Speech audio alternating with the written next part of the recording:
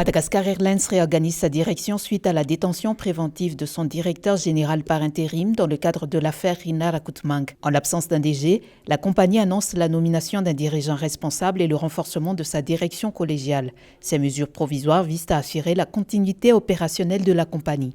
Malgré l'incarcération de 3 de ses cadres, Madagascar Airlines affirme poursuivre ses activités avec sérieux et professionnalisme.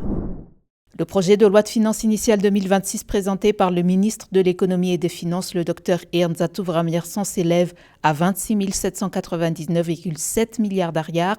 Ce montant global est construit sur une projection détaillée incluant le budget général, les indicateurs économiques et sur une estimation des recettes comprenant les recettes fiscales et les recettes douanières.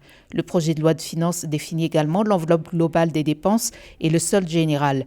L'examen du texte est désormais entre les mains des députés qui en débuteront l'étude approfondie dans les travaux en commission. Le chef de l'État, Michael Randjenerin, entouré des hauts conseillers de la présidence de refondation, ont rejoint les représentants des églises chrétiennes pour le lancement de la conférence chrétienne nationale.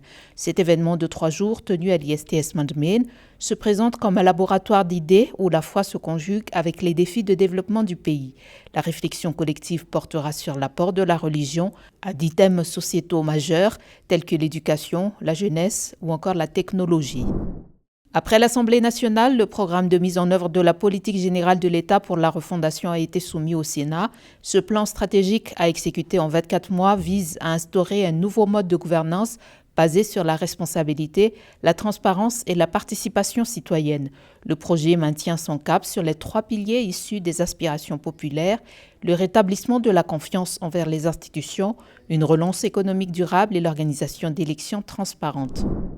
Le corps urbain de la police nationale est massivement mobilisé pour renforcer la sécurité dans la capitale, suivant des directives de la Direction générale de la police nationale et les réformes engagées par le gouvernement. Cette opération aurait permis d'interpeller plus de 200 malfaiteurs en 2 semaines.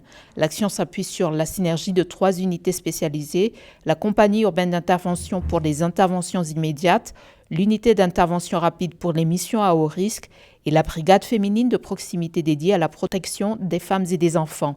Le corps urbain appelle à la collaboration active des citoyens pour garantir une paix durable, surtout à l'approche des fêtes.